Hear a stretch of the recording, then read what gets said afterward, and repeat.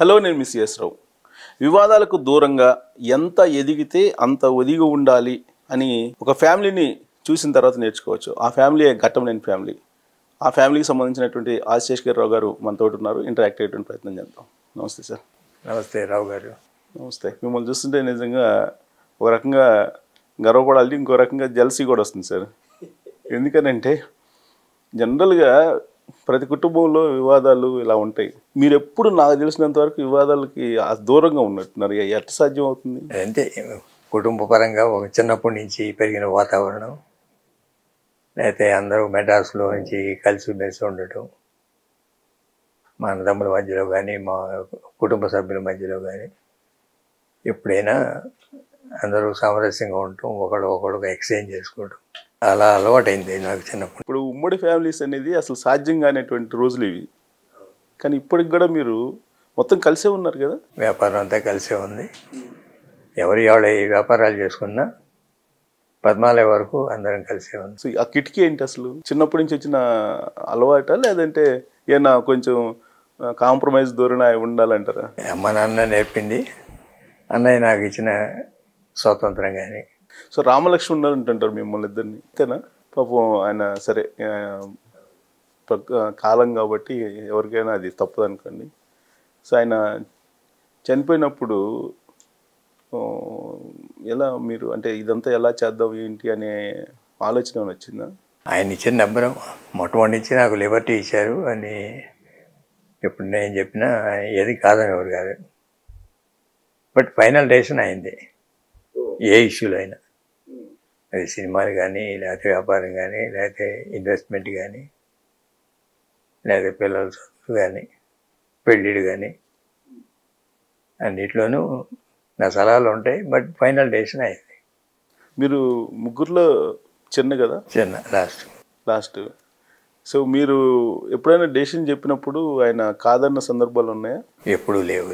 ఎప్పుడన్నా ఒకటి రెండు సందర్భాలు ఉంటాయి కానీ ఎప్పుడు విభేదించింది లేదు.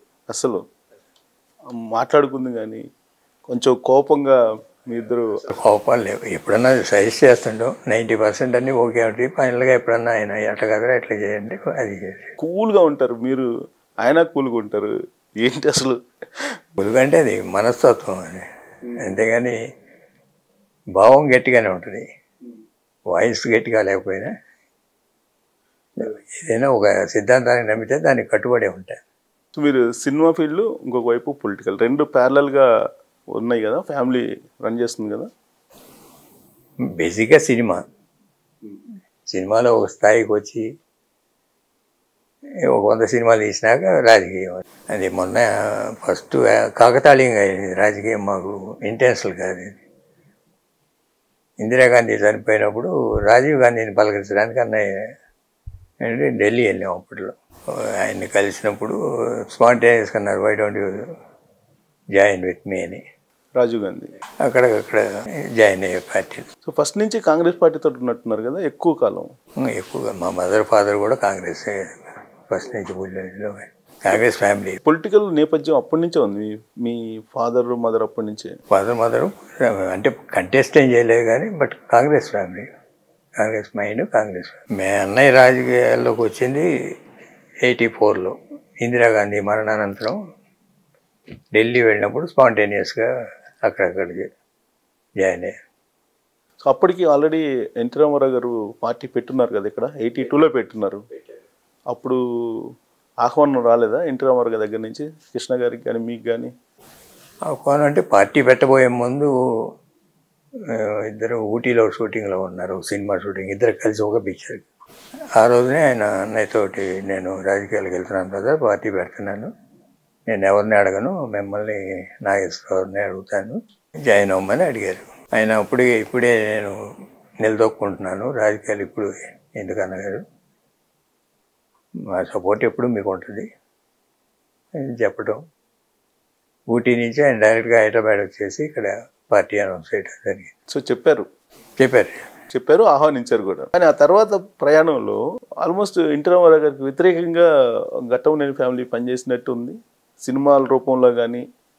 తర్వాత అంటే ఇప్పుడు వాళ్ళకి సపోర్ట్గానే సినిమా తీసాం. అప్పుడు రామారావు సపోర్టుగా. ఏ ఇయర్లో సార్ అది? ఈనాడు ఓకే. 82లో ఆయన అడిగినప్పుడు పొలిటికల్ సినిమా తీద్దాం అనుకున్నప్పుడు ఈనాడు యాంటీ కాంగ్రెస్ సినిమా అది. మీరు చూసారు లేదు? అవును చూశాను. కృష్ణ గారు రైతు క్యారెక్టర్, ఉద్యమ నాయకుడుగా. అదే మార్కెట్లోకి కూరగాయలు వేసుకొని పోయి డైలాగులు అదే కదా? అది ప్రజారాజ్యం. Okay okay. గిట్టుబాటు ధరలకి అనేది ఇప్పుడు ఇది పొలిటికల్ సినిమా. నాదెళ్ల భాస్కర్ గారి ఎపిసోడు అది జరగకముందు అలాంటి ఎపిసోడ్ జరిగితే జనం ఎలా నిలదీయాలి, ఎలా దింపాలి అనే సీన్లన్నీ ఉంటాయి దాంట్లో. ఓకే. నేడే ఈనాడేమి మేడే అని మీరు ఒకసారి చూడండి ఆ సినిమా. చూశాను, బట్ అది నాకు చూసాను, సినిమా అయితే చూశాను. ఈనాడు ఇక యాంటీ అంటే సినిమా అంటే యాంటీ ఎస్టాబ్లిష్మెంట్. ఎప్పుడైనా సినిమా జనంలోకి రీచ్ అవ్వాలంటే అధికారంలో ఎవరుంటే వాళ్ళు చేసే తప్పుల్ని జనానికి ఎండగట్టడమే పొలిటికల్ సినిమా. ఇది అధికారంలో ఉన్న వాళ్ళ మీద తప్పులు. ఏ అధికార పార్టీ అయినా మంచి ఉంటుంది, చెడు ఉంటుంది. ఈ చెడు లేకుండా 100% మంచి ఉండేది ఏ పార్టీ రాజకీయాలు ఉండవు. దేనికి ఉండే లోటుపాట్లు అనుకుంటే, దేనికి ఉండే మంచి అనుకుంటే. సినిమా అనేది ఎప్పుడైనా యాంటీ ఎస్టాబ్లిష్మెంట్. దాంట్లో ఉన్న తప్పుల్ని నిలదీయటం. ఇది కాంగ్రెస్ పార్టీలో ప్రధానికి ఢిల్లీ వెళ్ళటం అప్పటికే ఉంది, ఇప్పటికే ఉంది, అది ఏం మారదు. రీజనల్ ఇక్కడ ఉండే ముఖ్యమంత్రులు ఎవరైనా ఢిల్లీ వెళ్ళాల్సిందే కదా. కాంగ్రెస్ పార్టీ బీజేపీ అయినా అంతే కదా. ముఖ్యమంత్రులు ఢిల్లీ వెళ్ళాల్సిందే, వాళ్ళ ఆదేశాలు తీసుకోవాల్సిందే, చేయాల్సిందే.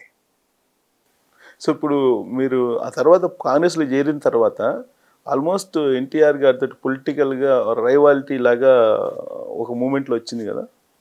వచ్చింది. మరి కాంగ్రెస్ పార్టీ తరఫున పనిచేసేటప్పుడు కాంగ్రెస్ పార్టీ క్యాన్వాస్కి వెళ్ళారు, కాంగ్రెస్ పార్టీకి సపోర్ట్ చేశారు. సపోర్ట్ చేసేటప్పుడు అది ఇప్పుడున్న అధికార పార్టీ తెలుగుదేశంలో లోటుపాట్లు ఏమంటే ఎక్స్పోజ్ చేయాలి. అట్లాంటి సినిమాలు తీసాం. అదే సీక్వెన్స్గా తీసినట్టున్నారు కదా చాలా సినిమాలు. 4-5 తీసాం. అప్పుడు ఎన్టీ రామారావు గారు ఫోన్ చేయలేదా? ఎన్టీ రామారావు ఫోన్ అంటే ఫోనే లేదు. మామూలుగా ఎప్పుడన్నా విభేదాలు ఉన్నా కలుస్తూనే ఉంటాం. అదేమి ఏదో ఇష్యూ బేస్డ్ విభేదం తప్ప, ఏదో సినిమాల్లో ఉండగా కూడా మేము వాళ్ళు సీతారామరాజు తీసినప్పుడు కొంచెం విభేదాలు వచ్చినాయి. లేకపోతే ఆంధ్ర ఎస్ఎస్ వచ్చినప్పుడు కృష్ణ గారు సపోర్ట్ చేశారు ఆంధ్ర ఎస్ఎస్కి. అప్పుడు కొంచెం ఆయన మనస్తాపం చెందారు. ఇప్పుడు 72లో.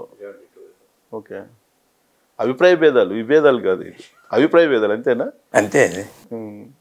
సీతారామరాజు అప్పుడు అంతే. అల్లు సీతారామరాజు తీసేటప్పుడు, ఏదో కన్నా కురుక్షేత్రం తీసేటప్పుడు అట్లా మళ్ళీ కలుస్తూనే ఉంటాం, తీస్తూనే ఉంటాం, సినిమాలు చేస్తూనే ఉంటాం.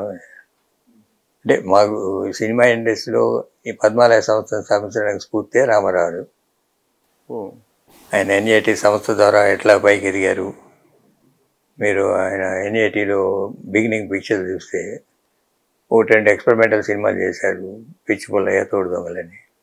అది కాదని కమర్షియల్గా సీతారామ కళ్యాణం, పౌండ్రంగ మాత్యం, ఇట్లా సినిమాలు, జయసింహ, గులేబ కావళి కథ, అంటే ఒక సినిమా మించి ఇంకో సినిమా తీసి ఆయన స్టార్డమ్ నిలుపుకున్నది ఎన్ఏటీ సంస్థ ద్వారా. ఎజియా ప్రొడక్షన్స్ ఉన్నా కూడా